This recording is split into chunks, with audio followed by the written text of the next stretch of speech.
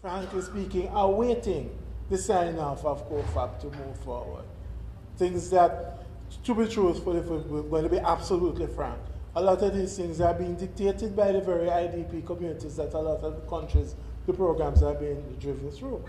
But we, for example, deposit insurance, the credit reporting facility, the securities legislation, all of those things are absolutely important, but yet still we can't seem to get COFAP to meet.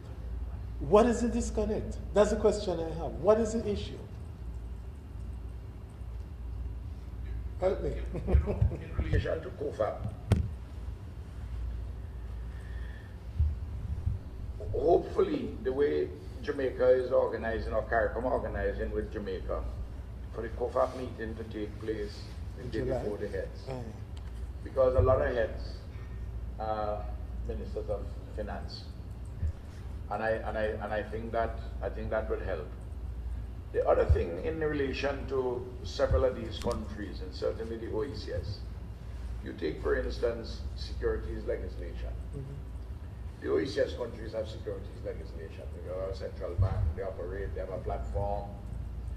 And they try to make arrangements between the platform in the OECS and the platform with Jamaica and the platform with Trinidad. And maybe people don't see that as something so urgent for them. And there are a few others. You take the issue of credit reporting. We just passed in all our countries credit reporting legislation and set up credit reporting systems. Because in the case of our monetary union, we consider it something of great importance, and so on and so forth. So I think there's some things like that where persons feel that they're going to do a duplication without it necessarily being a great add-on, and so on. In some cases, mistakenly, but those are some of the issues. But I just want, because I know the trade union movement is here and they will talk about even the issues related to the 10 categories. Oh. What happens is this. In St. Vincent and the Grenadines, we do a lot of CARICOM Skills National Certificates. And their UWI students from other countries come to us and satisfy the requisites, and we sign on. We give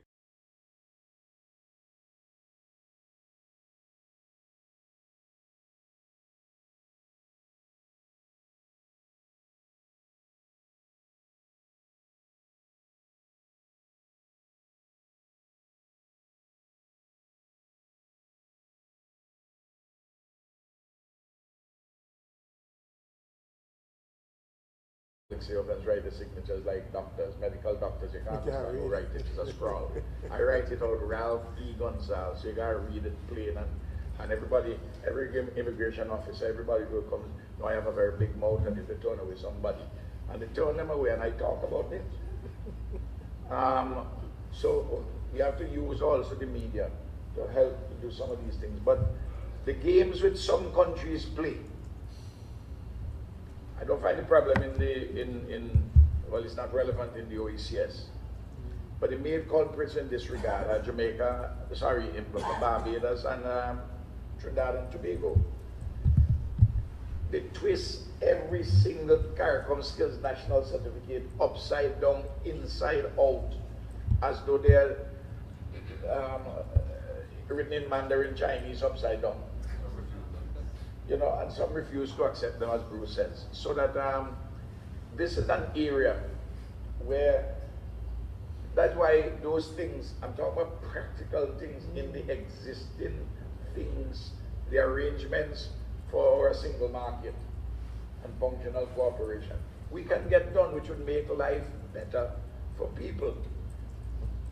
And we can't jump over them. And we can't lay back our back. I was thinking that when Justin was talking about, he observes the he observed the Olympics and how the high jumper put his backward. All I will add him and the CDB to do is to read a very interesting monograph by Lenin, V.I. Lenin. I don't know if they do that in CDB. Lenin. Call one step backward, two step forward. They never brought you up, they never taught you that one in school. You should read it. It will help you a great deal because it's a more profound elaboration of the principle than the analogy from long jumping. Okay. I was just take our first question from our first statement from the floor. Go ahead. Could I just ask you to identify yourself so we know exactly who? Let's press it right. But yes, my name is Jack Michael. I'm from the Antonicum University of Suriname. So I had, amidst of the skepticism of some people about the CSME, I think Mr. Rathmans has made a very interesting statement of leadership. And he said leaders make history, referring to the 18th mayor of Napoleon. So, but only in the context of circumstances.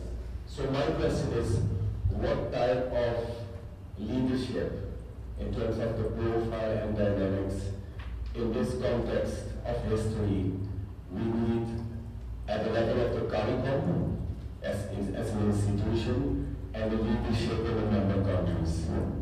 okay. I would say that No, what the leader has to do is to push the limits of the existing possibilities. They make history, but only to the extent that the circumstances of history permit them so to make. So you push to the limits the possibilities of those circumstances. That's the area where, that's what I'm arguing. Not to ask the leader to do something, where it's not a question of pushing the limits of what is possible. Is when you're asking the leader to do something which in the circumstances simply cannot be done. And there are many possibilities in the functional cooperation aspects, the 3 areas plus the single market area. And I've been identifying some of them. And they're identified in your booklet, the circulation, where we can do very useful work for the people. But those limits of those possibilities are not being sufficiently tested, and we are not doing those things which can be done, which are available to be done. Which is a different way to pose the question than what my brother posed earlier. If we come back to the same conundrum, really. All right. Next, go ahead. Thank you very much, Mr. Moderator. I am Simone Bettinayo, CSME focal point for Jamaica. Actually came as an observer because I also wanted to hear more from some of our non-state actors. I think we, as the technocrats, we speak a lot in the CSME institutions on this issue, and sometimes it's also good to be in listening mode. But notwithstanding that, my comment, of course, or my question is without prejudice to my own government's position on this. But I thought that I should raise the issue of a supranational authority. I think we have broached the subject. But perhaps for the benefit of this consultation, it would be useful if we can elaborate a little bit on it, on this issue.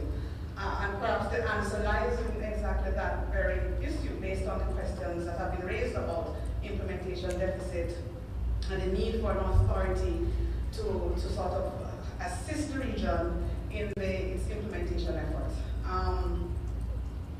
We have undertaken an elaborate exercise on the single jurisdiction to create a more enabling environment for businesses. And in that policy framework document, there is that very same proposal that the region would need to change its governance structure for a single jurisdiction, which is a single legal space to support businesses and to allow businesses to thrive and to become more competitive in the region to respond to some of these global challenges. And there, the issue of governance has come back in the discourse on how to make the CSME more effective and to respond to the challenges and to seize the opportunities of the 21st century. So is it that we're skirting the issue? The issue is we need an authority to perhaps initiate infringement proceedings, similar to the European Commission. Isn't that where perhaps the answer lies? Otherwise, we run the risk of revisiting this issue 10 years later. I just thought that based on what has been raised by our distinguished panelists, that maybe we need to examine the issue of the role that a supranational authority, similar to the Commission, would play in helping or seeking to ensure that we implement as we had intended. Thank you. I would like to say something, and then I'd like to hear Bruce on it, because Bruce and I had been involved in this. At a later stage, after 2007, when he came to the table in September 2007,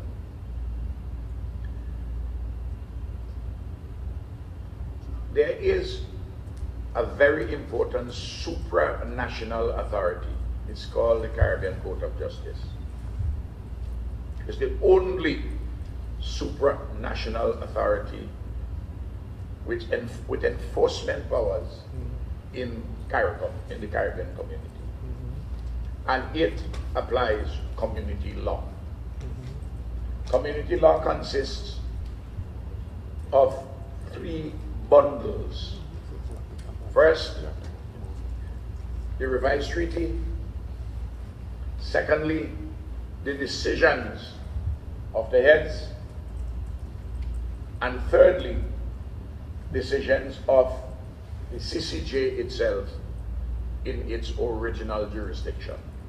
Those are the 3 sources of community law. And where community rights are involved, the community law takes precedence to quote-unquote national law. The whole series of decisions from the CCJ elucidate those fundamental points. Individuals can go to the CCJ in relation to any presumed breach, any alleged breach of their rights. Companies can go, and so do governments. Governments do not go, at least none has gone thus far, because we still believe in settling these things in the old network system, talking to one another and hoping to get it done. But it's open to governments too. So that's the first important supranational body. And there are many decisions which touch and concern businesses which you can go to the CCJ about. So that's one. A simple one. Let's take, there's this thing where in St. Vincent, a group of persons, they're in some Christians organizations, and didn't want Mavado to come to St. Vincent. Somebody whom I've been advised is involved in activities between Gaza and Gully in Jamaica. And they felt that his songs were too risky and all kind of different things and so on, and something violent and the like of it. And the commissioner came to me and said that he's recommending that they be banned, that he be banned. So I said, but you haven't read Shanique Myrie? He said, but the churches are saying so. I said, but we are not run by any Christian group or any Christian Taliban group. We are run by the law. And what you must do is to say yes, tell the churches yes. But you can tell Mr. Brooks which is his real name, that, and the producer of the show, that the police force has listened to these songs, and they said you can't sing. If you sing those, you're likely to be arrested, not necessarily at the show, but after, offending the criminal laws of the country. In other words, you can come in and you can sing all the uplifting ones you want to sing. But you can't sing the ones which create issues of public disorder and public indecency and so on. And Mavado came, he sang. I even went to the show of Mr. Brooks. And the only thing there that I observed, they were beautiful songs. In fact, I took one of my daughters, and the only thing which happened there, which was nominally illegal, was there was a lot of weed which was being smoked in the Victoria Park. So, and the police rightly didn't bother to lock up anybody for smoking a spliff or two. And everybody enjoyed themselves, and the Christians and so on. So that there are, I'm only amplifying what exists, that's one. Then, there are some things where you need a central mechanism to direct. And I've been arguing that we should have that in relation to economic integration issues. And from my perspective, the single market issues, which is where we are at. Unfortunately, I don't think it's going to happen. If you permit me just this moment to explain this. In 2003, and you can look in the history, there was a beautiful declaration in Montego Bay called the Rose Hall Declaration. You should remember this. And then CARICOM decided to set up a Prime Ministerial Subcommittee on Governance. And I was asked to head it. Included on that committee were the good and great of CARICOM. P.J. Patterson was there. Jack Dew was there. I apologize if anybody in Guyana don't think that Jack Dew is good and great, but I'm putting everybody in the same mix. Owen Arthur was there. Patrick Mannion was there. There were 3 subcommittees, technical committees, one headed by Ramphal, so Sridhar on governance issues, Simpliciter, one by the president of the CDB on the financing of CARICOM, and the third one by Professor Dennis Ben on parliamentary oversight of CSME issues, the Association of Caribbean Community Parliamentarians. We produced beautiful reports, and I thought we were getting somewhere. And then some leaders had cold feet, including some who on the committee, said that the last minute they think that it would offend cabinet sanctity. It's important, but this is an issue which would recur. And they came up at the CARICOM heads of government on a brilliant idea to submit the recommendations of the Prime Ministerial Subcommittee and these technical committees to a further review by a review body headed by Vaughan Lewis, Professor Lewis. Well, that was just kicking the can down the road. At that moment, only the funeral rites remained to be performed, because Vaughan Lewis presented his report and it just went into the clouds. So you may forgive me if I tell you that from what I've experienced across these 17 years, we're not going to have this. Now Bruce Golden entered the picture. And Bruce said, yes, but we should do something when he was chair, and he was pushing it. And he came up with the idea of CARICOM ambassadors, a committee of CARICOM ambassadors, and to put some other systems in place.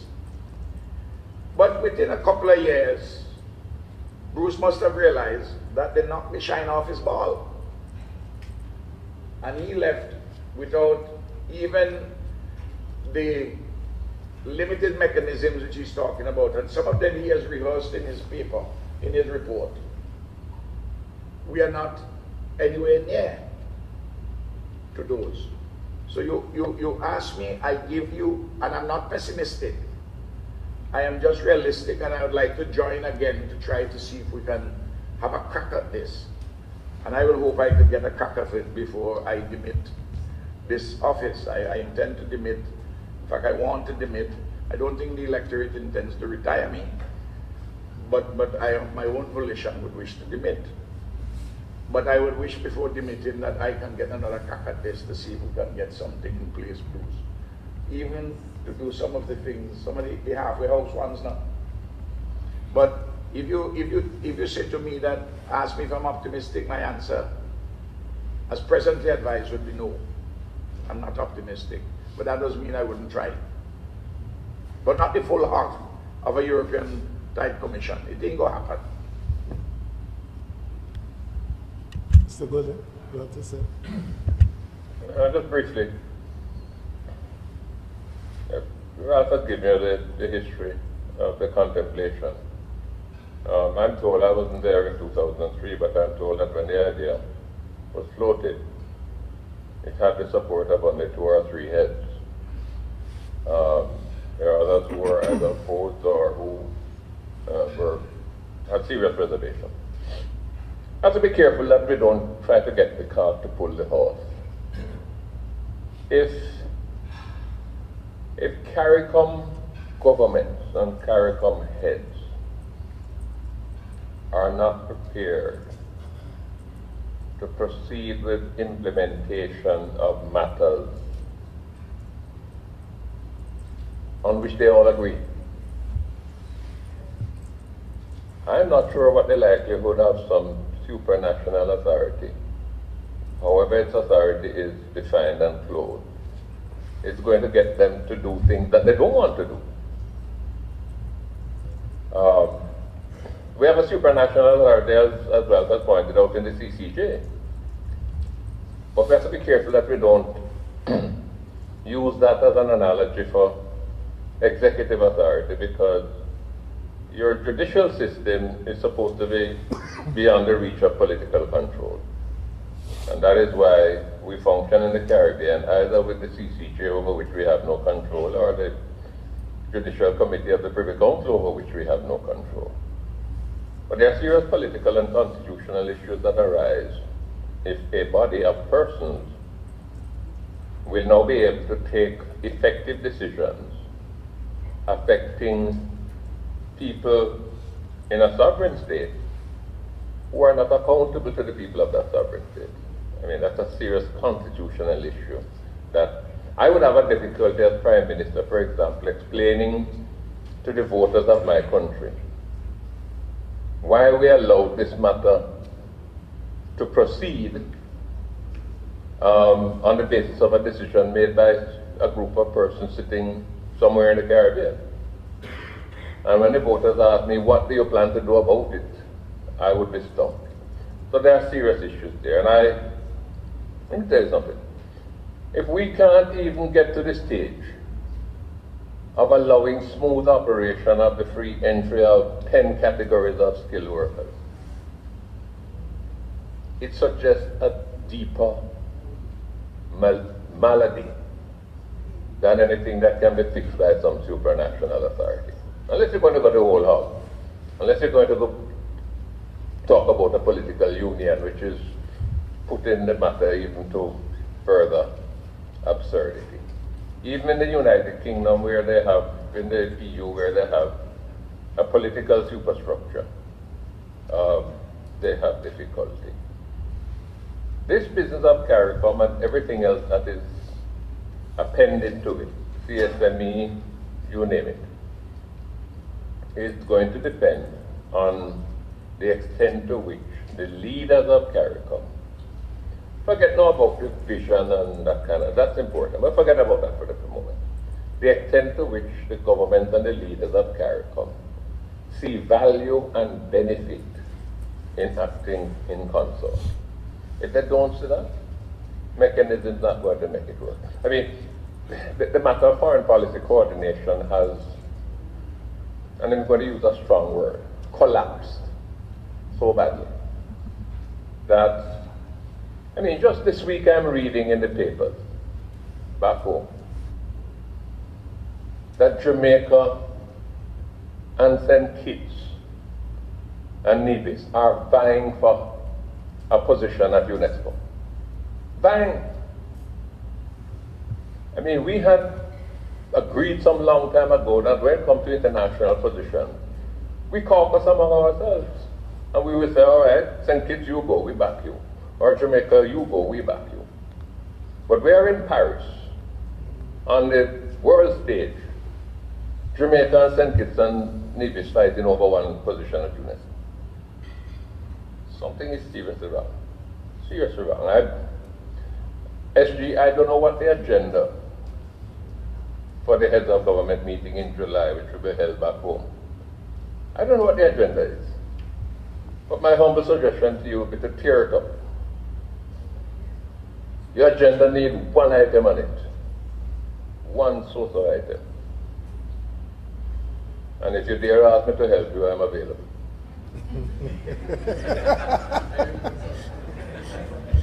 You know, the former talk show was in me is just begging to ask, so what is the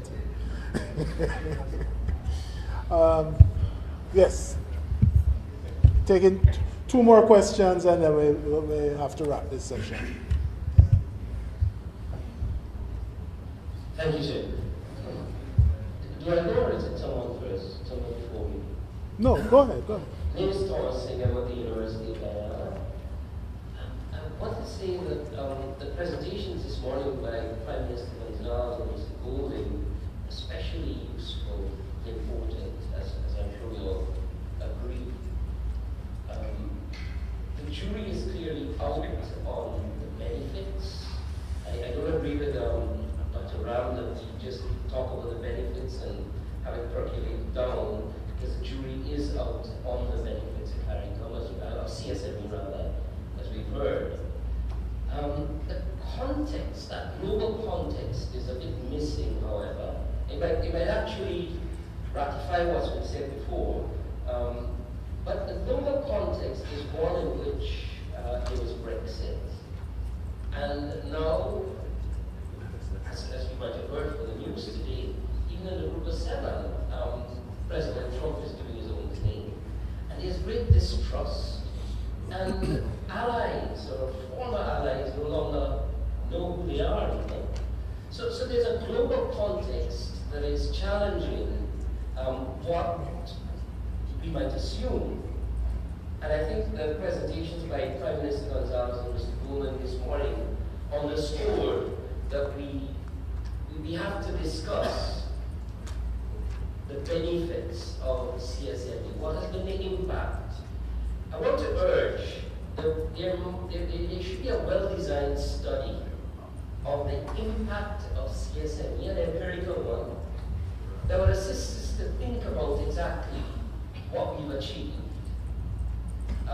Secondly, so that's my recommendation, number one. Number two, I want to say that we're assuming that the architecture of the CSME that was set, what was it, more than 2 decades ago, is the very one that we must carry into the future. And I don't think we can make that assumption, because we've got countries pursuing different exchange rate policies, for example. No country, it's not a malady, no country wants to cede its fiscal independence easily. You know, these are serious issues. And of course, you know, there's a political process. A prime minister is elected by an electorate, has to respond to those people before thinking about responding to larger regional commitments. So for me, it's not a malady. It is an issue. It is a real issue to do with a conflict of interests.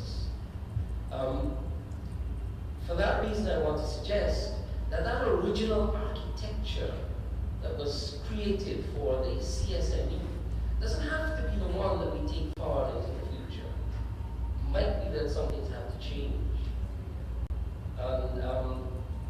finally, I'd like to say that regarding the CCJ, as a Guyanese, I'm convinced that it is just another legal institution that depends critically on the judiciary, their particular interpretation, broad and narrow. And that sometimes what might be acceptable or convincing in law might not make sense outside of the law. Thank you. Okay. Thank you very much. Thank you very much for that. There are two things, you said a lot. There are two things I will answer very quickly. My experience with the law follows Aristotle's precept that the law is right reason. Occasionally, of course, the law is an ass. But the fact of the matter is this, is the only institution which we have to authoritatively determine, so that we take that as it is. The second one is that the interests of the people on the ground in your constituency as a political, as a parliamentary representative ought to coincide with the interests of the region. At times they may diverge, but if over the whole they diverge so completely contrary to the interests of your constituents, it means that it's a design which is not appropriate at all. You're not going to have every issue where the local or even the national gets the yes answer to positively. But on balance, at the end of the day, you come to the conclusion that the whole is greater than the summation of the individual parts. And though you may not advance at quite the same pace as another entity in the integration process, that you advance relative to where you were before. And that basically is the thesis adumbrated years ago, Bruce, when we read the book by Brewster and Thomas, The Dynamics of Regional Integration. And that is always the balance which has to take place on an ongoing basis. And it has been so since 1968, when that book was first written. It's only that it's now in different, and there are multiple things now because of the way the treaty is constructed. So I don't worry about that. I have to balance on an ongoing basis different sets of interests which are articulated by different groups of constituents, and I have to take one side or the other in a particular policy outcome. But what you seek to do is over the whole, that you have policy outcomes beneficial to everybody. The danger though, increasingly in our region, is that I don't know where the source, what this comes from, that an increasing number of people, despite the improvement in their livelihoods, live in a permanent condition of dissatisfaction. Well, if you live in a permanent condition of dissatisfaction, I can't help you. You have to go to the Lord in prayer. All right. You want to say? Last question. Just remind you to identify yourselves, please. Yes. David Underhill is my name. Just two quick questions to Prime Minister and former Prime Minister. Do we have a problem of crisis management with respect to governments, given all of the major challenges of fiscal deficits and so on and so on and so on, and resource constraints? And is there time and energy being paid in the context of crisis management to matters that are outside of the immediate day-to-day running of countries? Is that a problem?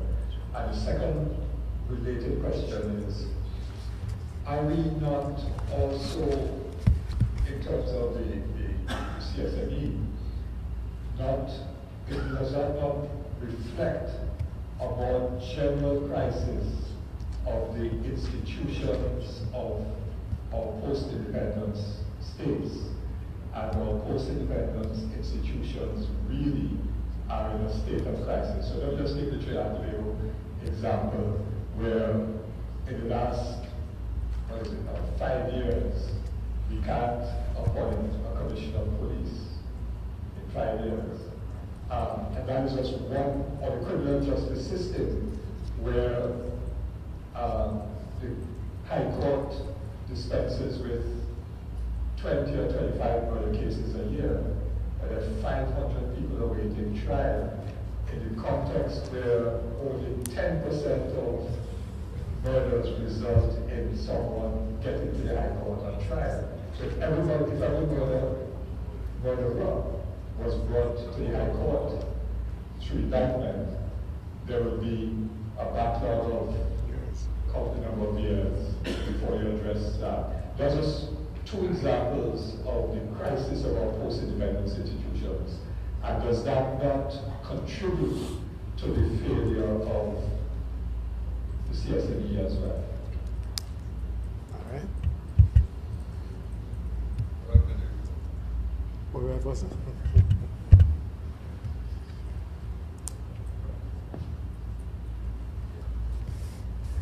Well, you know, David, we need a whole seminar on those questions. Because, look,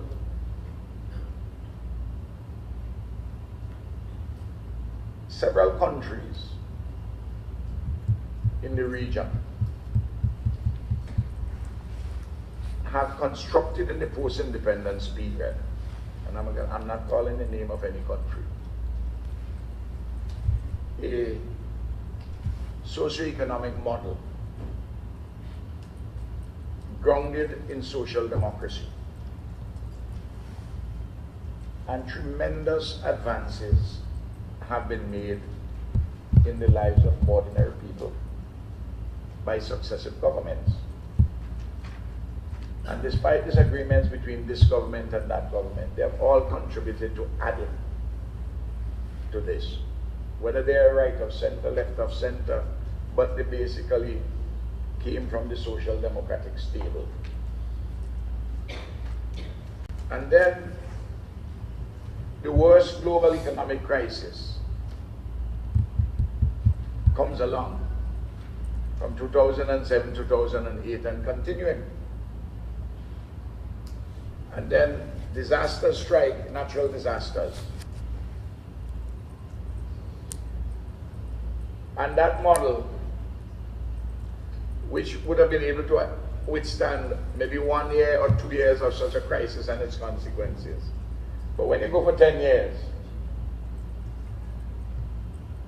and you're hoping to amend it as you go along, but then it turns out that you need to take a completely fresh guard.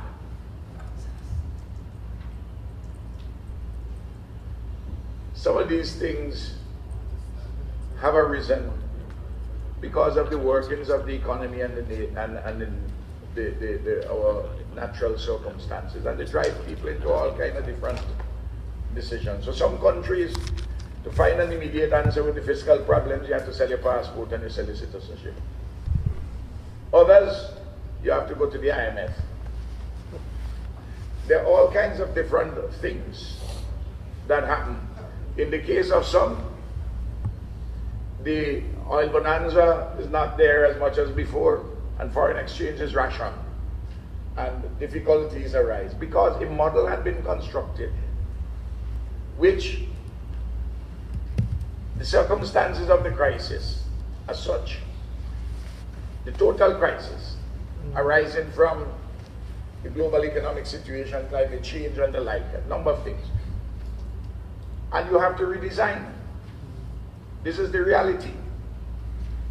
And maybe part of the redesign, you have to take one step backward and to take two forward. You have to take a fresh guard, however, and to talk to the population in a manner and ask them to come along with you in this redesign of that model which has grown up since independence and what has happened in the new circumstance. So that's, and our population don't want to hear about a different kind of a possible design. And we are going to see with great interest how many of them are going to turn out. We are living them, you know. Jamaica with the IMF and what has happened subsequently, Barbados now with the IMF, Trinidad with its own kind of approach, the various islands in the Eastern Caribbean, which had aspired to the Barbados model, had to take some fresh guard. Some have even taken the fresh guard. And by the way, the issues you and I talking about, nobody in the university addressing these questions, you know. Look, 20% of St. Vincent and the Grenadines debt, 20%, 1/5, currently, is to deal with climate change issues, disasters and the like. And we haven't had big hurricanes, we have had storms. Now, that's a big number, a very big number. I've lost the preferences in the banana industry. In 1993, we sold $120 million worth of bananas to the United Kingdom. Today we sell 0. We sell some to Trinidad, but can't get the foreign exchange. You see the point I'm making? Then since 2010 to now, is 35% of the GDP in loss and damage caused by natural disasters, and 17% liability, 17% of GDP liabilities in relation to in relation to CLICO and BICO. And then I have corresponding banking relations problems, even though I don't sell passports and citizenship, because all of we inside of the same boat, etc., etc. The challenges which we are facing must be spelled out to our people, but at the same time we must say to them, what are some of the things which we are doing? Like for instance, I believe that I'm going to make, St. Vincent and the Grenadines is going to make far more money from medical marijuana than from selling passports. And I'm proceeding with that. Of course I have problems. How am I going to bank the money? Because the federal government, still it's a criminal offense. Yes, it is. They haven't. So Jamaica has that problem. Jamaica has designed theirs in a way. I'm trying to design it a little differently. Learn from, because Jamaica 2 years now with ganja, with medical marijuana, they haven't exported 1 ounce yet. And there must be a problem in the design because this hasn't happened. So there's tourism, there are all kind of other things, there are cultural industries. And every time, in the case of Barbados lost $2.5 billion in revenue over 10 years, $250 million a year, because of the changes in the international regulations regarding international businesses. These are objective facts which we have to deal with. Ain't got nothing to do with frontally, ain't got nothing to do with me. Different people may respond differently to the challenge, but I'm talking about objective problems which exist. I'm giving this litany not for lamentations, but for fresh guard to be taken and to involve the population. And we're talking a lot about what governments can do. We are not talking about what people can do. You cannot build a progressive, sustainable society on leisure, pleasure, and nice time.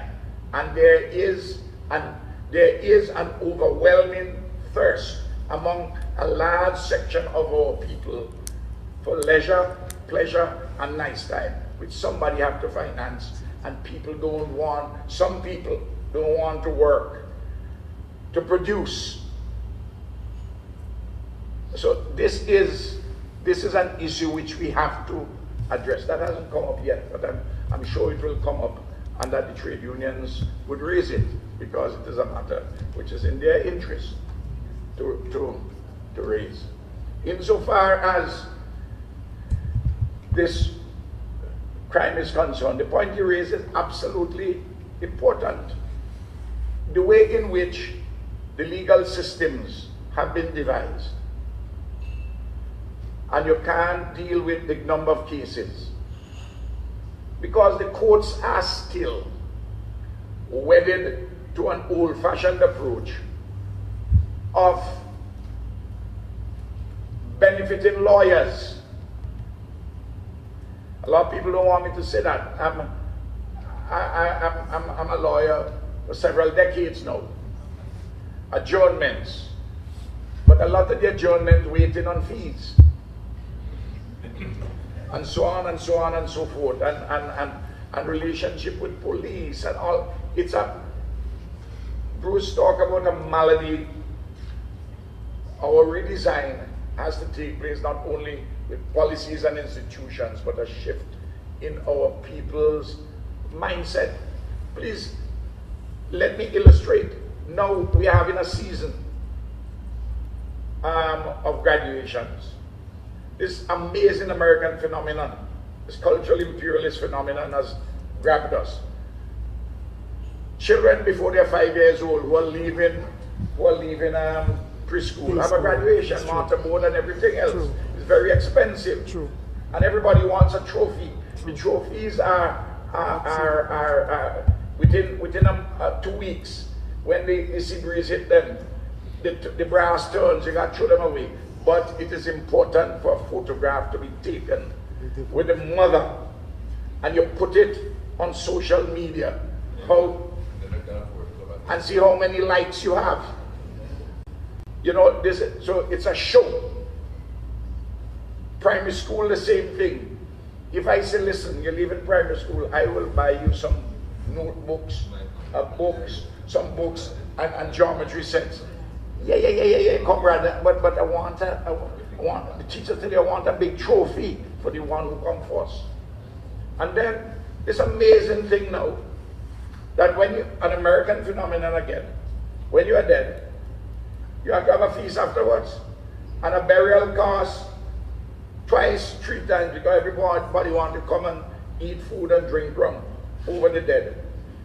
I mean, we have to speak on these things, because these things are taking a lot of resources. We used to have a traditional thing of 9 nights and 40 nights connected to the Bible, and people will cook in the area, and you'll have some cocoa tea and so on and so forth. No, it's an entirely different story. It has gone. So all of these debilitating American habits are coming, because everybody is worshiping neoliberalism from the United States, the CNN, Fox, everybody. I mean, I don't know. Barrow, Manley, Burnham, and Williams will be turning in their graves if they see how we have allowed, our leaderships have not spoken out about these things. We must not be afraid of the people. We must love them and work in communion with them and to provide leadership. I have tried to do so. They think I'm just an idiosyncratic fella. We have Carnival in St. Vincent coming up. The mass bands are made in Beijing. Beads, feathers, and bikinis. No longer any creativity. It's just bacchanalia with no culture, and so on and so forth. Please forgive me, yeah, my brother, because you scratch a surface there with me with some of these things, which clearly, which just give me an opportunity. But I talk about all these things at home, you know. Some of my own supporters laugh. They say, well, you know, that's the comrade. But I have to talk about them, because they touch real life, living production and reproduction. Thank you for that, Prime Minister. Even though, as you spoke to that, I still couldn't get past you at the Mavado concert. I was the oldest man at the Mavado concert. You know the call that indicator the ball and Rasta in Jamaica. All right, as we're going to wrap up this session, I don't know if Mr. Golden had anything you want to say, wrap up in a minute or so, and I extend the same courtesy to... Yes. And it's based on an observation that was made in the report of the Review Commission in Jamaica. We have tended to rely too much for the energy and commitment towards regional integration. I think we have tended to rely too much on our common history and heritage and our shared past. It's not appreciated in terms of everyday life to the same extent right throughout the region. You will find that there's much more interpersonal relationship among people in the Eastern Caribbean than there are between the Eastern Caribbean and say we up in the Northwest. I had an experience some years ago, 2010, when I hosted the CARICOM Heads of Government meeting back home. And we were talking about the fact that to too great an extent we don't know each other. And I had all the heads of government to breakfast. And there were 6 waiters in the room serving us. And I called them over and I asked each of them, do you know anybody in St. Kitts? No, sir. You know anybody in Barbados? No, sir. You know anybody in Trinidad? No, sir. Not one of them knew anybody in any of the other Caribbean countries. So I think that we have kind of beaten a broken drum when we try to use that as this kind of emotive underpinning of the integration process. As we said in the report, it is not our shared past that is going to drive us forward. It is the perception that we have a shared future, that there are benefits that can flow from our holding hands and facing that future together. But I suggest in all humility that that is a case that has not yet been made. If the leaders themselves have doubt about that shared future, can you imagine what is happening in the minds of the people? The day that we are able to show them in real, tangible ways, even if we do it on a pilot project basis, the day that we can show them in real, meaningful, tangible ways that, look, here is what Caribbean integration could mean. Here is what single market and economy could mean to you and your everyday life and your challenges. If we were ever able to do that, the leaders would not lead them. The leaders would have to be running fast to try and catch up with them. In the same way that Higglers have found themselves in St. Vincent and Grenada and pursuing their own dreams and their own hopes. But where we have a job as leaders is that we have to configure it and demonstrate to them that, look, this is where you can make 2 blades of grass grow where only 1 grass grew before. Or this is where you can make 10 mangoes come off the tree whereas you're only able to get 1 before. Until we can make that case to them, the excitement that we're going to need to drive it forward is not going to be there. All right. Thank you. Prime Minister Gonzalez, do you have any last word you want to add? No, just, I wouldn't be here this afternoon, but I want all of us who are here to be evangelists for the deepest integration which is possible in all the circumstances, and to work towards it, because without it, we are going to have more difficulties by ourselves. But taking into account that some of the old modes which we have articulated, we have to interrogate them in order to get the most optimal regional integration apparatus to benefit our people. It is not a question for us to duck from regional integration, but to embrace it, rethink it, and to do practical things which are going to better the lives of our people, which is what the integration movement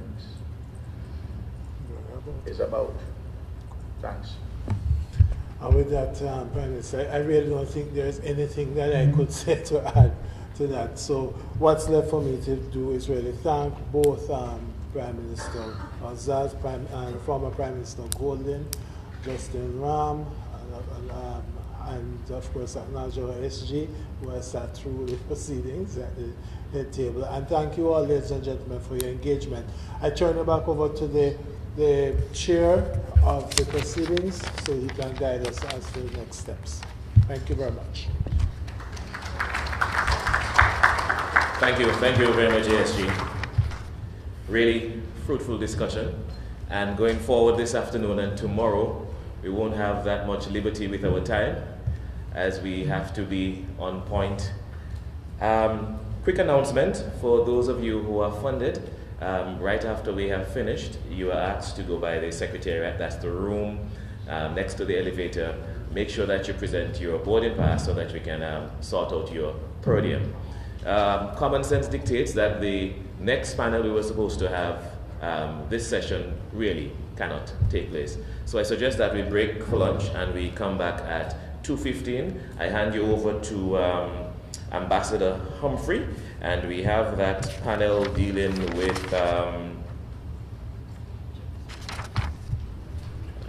find it, I should know it out of my head. Can the CSME as currently configured sufficiently support sustainable growth and development? An examination of what the CSME objectives and priority measures should be. And I think one question that was raised this morning, about half an hour ago, could segue into that panel discussion in terms of your thoughts, I think, distinguished delegate, on if the architecture that we had put in place some 20 years ago for the CSME, if it's still relevant at this time. Rather than speaking about it, the real rationale for this exercise was to get from you some of those very same recommendations in that regard. So I think this afternoon you can come back with some of the ideas, and I would charge the moderator for that session, that is Ambassador Huntley, to address very quickly. We have on that panel, so we don't go back to introducing again, I think Desiree Field Ridley. She'll be doing the overarching context. Who else do I have? Mr. Marlon Tetlin and Dr. Thomas Samuel, and moderated by Ambassador Earl Humphrey from Barbados. So 2:15, be back here on time so we can try with some tightness.